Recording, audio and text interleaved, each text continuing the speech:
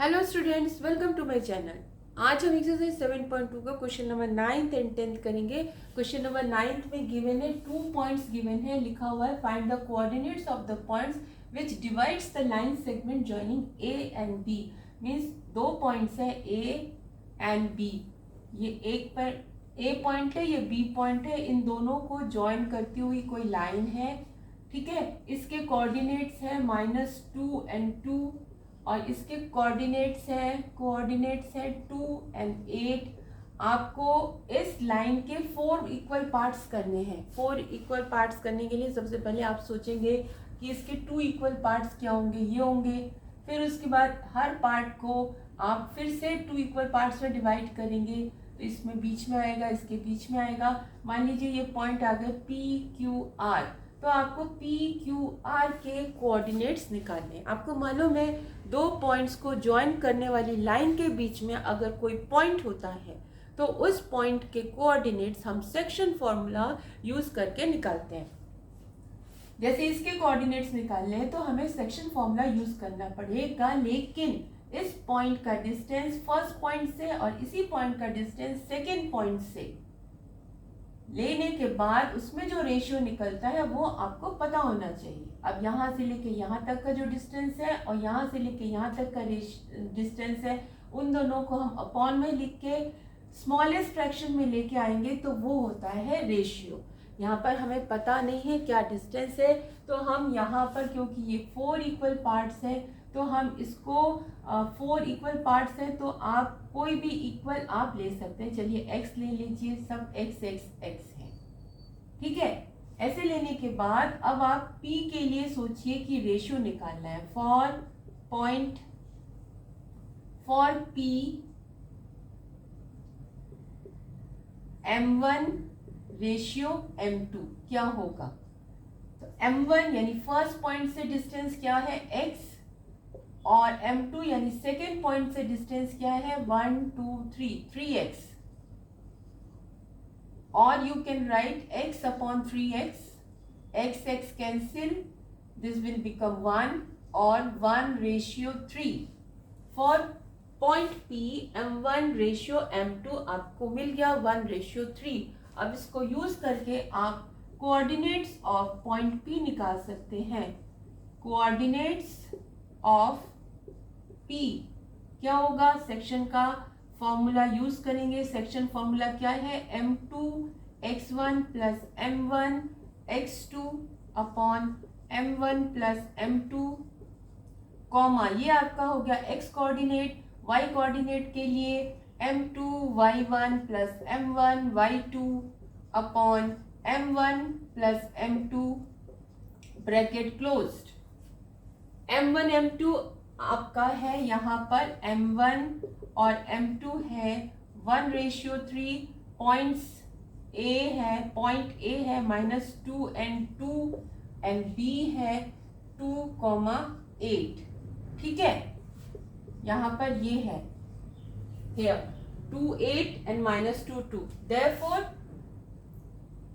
m2 क्या हो गया 3 के साथ किसको लिखेंगे, पहले वाले को, यानी -2 प्लस m1 क्या हो गया 1, इसके साथ कौन से वाले को, दूसरे वाले को लिखेंगे। हो गया, यहाँ पर आ गया 3 + 1 कॉमा, फिर लिखेंगे m2। What is m2 3 into y1 क्या है 2 प्लस m1 क्या है 1 इंटू y यहाँ पर m2 y1 m1 then y2 8 upon 3 + 1।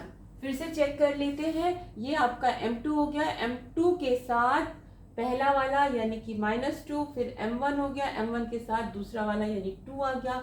इसी तरह m2 के साथ पहला वाला y यानी कि 2 और m1 के साथ दूसरा वाला y यानी कि 8। इसको सॉल्व करना आपको आता ही है, आप सॉल्व कर लेंगे, हो जाएगा।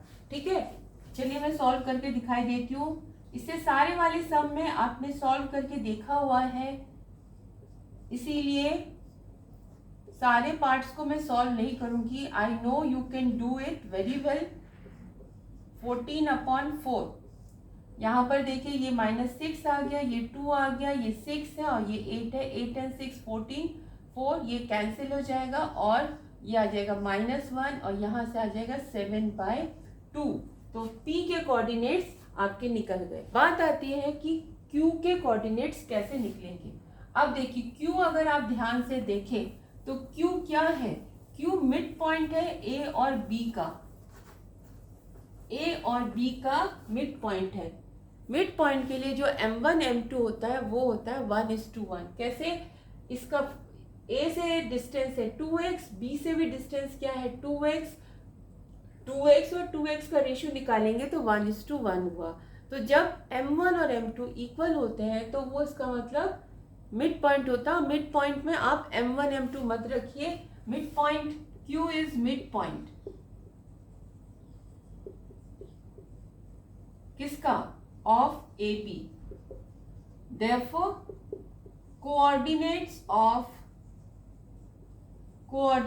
of Q आप सेक्शन फॉर्मूला भी यूज कर सकते हैं, क्योंकि जो मिड पॉइंट का फॉर्मूला है वो अल्टीमेटली सेक्शन फॉर्मूला यूज करके ही आया है। वहां पे m2 की जगह 1 लिख दीजिए तो x1 रह जाएगा।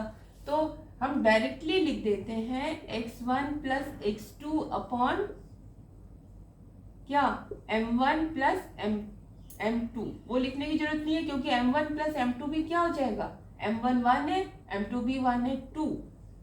तो मिड पॉइंट्स के फॉर्मूला, मिड पॉइंट का फॉर्मूला आपको याद होना चाहिए, इससे आपका टाइम सेव रहेगा। x1 कितना है, x1 -2, x2 क्या है 2/2, y1 क्या है, y1 है आपका 2 और y2 क्या है 8/2। यहाँ से ये 0 हो गया, 0/2, यह आ गया 10/2 और आप कोऑर्डिनेट्स आ गए आपका ये। ठीक है, जल्दी से देख लेते हैं r के कोऑर्डिनेट्स क्या होंगे। अब r के कोऑर्डिनेट्स के लिए भी आपको r का जो m1 m2 है वो पता होना चाहिए। r फर्स्ट पॉइंट से कितने दूर है 3x, सेकेंड पॉइंट से कितना दूर है x। तो रेशियो जब आप निकालेंगे, इस बार r के लिए जो m1 है for r m1 ratio m2 वो क्या आ जाएगा, m1 आ जाएगा 3x रेशियो m2 इधर वाला है दूसरे पॉइंट से, इसका जो डिस्टेंस है ये x कैंसिल हो जाएगा तो ये आ जाए। यानी अब आपको m2 की जगह 3 और m1 की जगह 3 और m2 की जगह 1 रखते हुए आप r के कोऑर्डिनेट्स निकाल सकते हैं। बहुत सारे सम में आपने देखा है कैसे निकालना है, सेक्शन फॉर्मूला कैसे यूज करना है। तो I hope you can do it very well.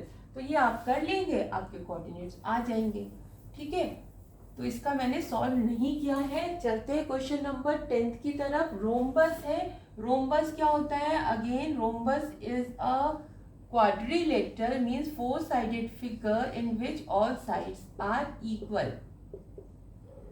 So and coordinates given है, फर्स्ट ये है, सेकंड ये है, थर्ड ये पॉइंट है, third vertices and fourth vertices है। इस तरह से आपको इसका एरिया निकालना है। अब एरिया ऑफ रोम्बस आपको वैसे तो क्वेश्चन में हिंट भी दी हुई है, एरिया ऑफ अ रोम्बस, लेकिन क्वेश्चन पेपर में आपको हिंट नहीं दी रही होगी। तब आपको याद रखना है कि एरिया ऑफ रोम्बस होता है half into d1 into d2, जहाँ पर d1 diagonal number 1 and d2 diagonal number 2।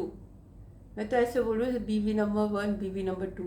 ठीक है, चलो कोई बात नहीं, मजाक नहीं। आई एम वैसे आई एम नॉट मैं ये हो गया d1 एंड d2। तो d1 हो जाएगा डायगोनल 1 एंड डायगोनल 2। कई बच्चे सोच रहे होंगे इसी को 1 क्यों ले, इसको भी तो ले सकते हैं। हाँ ले लीजिए, दोनों में से किसी को भी 1 ले सकते हैं। ठीक है, अब डायगोनल निकालने के लिए ये जो डायगोनल है, ये 2 पॉइंट्स को ज्वाइन करने से लाइन मिलती है, और 2 पॉइंट्स को ज्वाइन करने वाली लाइन कैसे निकालते हैं, डिस्टेंस ऑफ 2 पॉइंट्स। कौन सा फॉर्मूला था, वो फॉर्मूला था x2 माइनस x1 का whole square plus y2 minus y1 का होल स्क्वायर। आप नाम लिख लीजिए A B C D, ठीक है, A B C D हो गया। अब आप ए बी लिख लेते हैं, ए सी लिख लेते हैं। ए सी इक्वल्स टू हो गया x2 minus x1 plus y2 minus y1। x2 क्या है, x2 है 0 सॉरी 3 में से 1 को माइनस करेंगे, -1 को, तो ये वाला माइनस और ये वाला माइनस मिलके इस तरह से हो जाएगा। मैं यहाँ पर अब कर्ली ब्रैकेट यूज कर लेती हूँ क्योंकि इसका अपना भी साइन है, प्लस y2 क्या है, y2 है 4 माइनस 0, इसमें स्मॉल ब्रैकेट से काम चल जा रहा है, ये हो गया। अब देखिए फिर से ये x2 था, x2 माइनस x1 यानी -1 -3 है वो, लीजिए ये x2 minus x1 plus y2 minus y1। अब इसमें -4 का स्क्वायर प्लस 4 का स्क्वायर, -4 का स्क्वायर क्या हो जाएगा 16, 4 का स्क्वायर 16 यानी कि 32 के आप फैक्टर्स निकालेंगे तो आप देखेंगे ये 2 5 टाइम्स आएगा, जैसे 2 2 ज़ा 4 2 ज़ा 8 2 ज़ा 16 2 ज़ा 34। पेयर कर लेंगे, जिसका पेयर बन गया वो स्क्वायर रूट के बाहर चला जाएगा, उसमें से 2 एक बार, इसमें से 2 एक बार, और यहाँ बचा 2 और यहाँ आ गया आपका 4√2। इसी तरह से आप ये वाला डायगोनल निकाल लीजिए, क्या नाम है डायगोनल का, BD आप निकालेंगे जब, तो यहाँ पर अगर हमने ये x1 माना, ये x2, तो -2 -4 का स्क्वायर कैसे, x2 minus x1 plus y2 minus y1 -1 -5, y2 minus लगाया, फिर ये लिखा, यहाँ से -6 का स्क्वायर प्लस अगेन -6 का square, it will be 36 plus 36 means 72, and if you calculate factors तो इसमें 2 2 to the 4 2 the 8 2 the 16 2 the 32 आया। 32 के बाद वैसे 36 इंटू 2 आता है ना, 72 यही तो आता है। 36 में 2 कितने बार आएगा, 6 6 का 36 आता है, यानी ये आया। चलिए ये तो मेरा शॉर्ट तरीका है, मैं आपको उस तरीके से बताती हूँ जो कि आप यूज करेंगे, अदरवाइज बहुत से बच्चे कंफ्यूज हो जाएंगे। इस तरह से निकालिए, 2 से डिवाइड किया 36, 2 से डिवाइड किया 18, 2 से डिवाइड किया 9, 2 से डिवाइड किया 3 से डिवाइड किया 3, अगेन 3 से किया 1, यानी कि 72 के फैक्टर्स हो गए 2 into 2 into 2 into 3 into 3। Pairing कर लीजिए, जिसके पेयर बन गए वो निकला, ये भी पेयर बन गया, ये भी निकला, अंदर रह गया आपका √2 और 2 3 6 √2। अब आपके पास दो डायगोनल्स आ गए। जब दो डायगोनल्स आ गए हैं तो एरिया ऑफ रोम्बस जो कि आप लास्ट में लिखेंगे, half d1 into d2, d1 into d2, ये है ना। तो d1 क्या था आपका 4√2, इसमें फॉर्मूला लिख लीजिए 1/2 इंटू 4√2 इंटू d2 क्या था 6√2, कैंसिल कर दीजिए, 2 6 12, और जब दो अंडर होते हैं सेम नंबर के तो स्क्वायर रूट हट जाता है। वैसे भी ये 4 हो जाएगा, 4 का अंडर रूट लेंगे 2 आएगा। इससे पहले भी मैंने समझाया हुआ है कि अगर स्क्वायर रूट रिपीट होता है तो इसका स्क्वायर रूट हटकर ये वैल्यू आ जाती है। कैसे आती है वो भी एक्सप्लेन किया था। 2 2 4, 4 के जब आप पेयरिंग करेंगे तो वो 2 आ जाएगा। तो यहाँ से आ गया आपका 2 मीन्स एरिया आ गया 24 स्क्वायर यूनिट्स।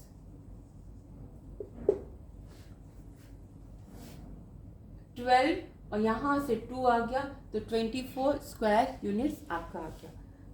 टफ नहीं था, हिंट दी हुई है क्वेश्चन में, डिस्टेंस आपको पता ही है 2 पॉइंट्स का। हाँ, इसमें सेक्शन फॉर्मूला यूज नहीं हुआ है, इसमें डिस्टेंस का फॉर्मूला यूज हुआ है, 2 पॉइंट्स के बीच में जो डिस्टेंस है उसका फॉर्मूला यूज हो गया। तो होप आपको समझ में आया होगा। अगर वीडियो समझ में आई है और आपको हेल्प मिल रही है तो please subscribe my channel, like it, share it, and if possible give me a comment also of which topic do you want. Whatever topic if you want, please comment me.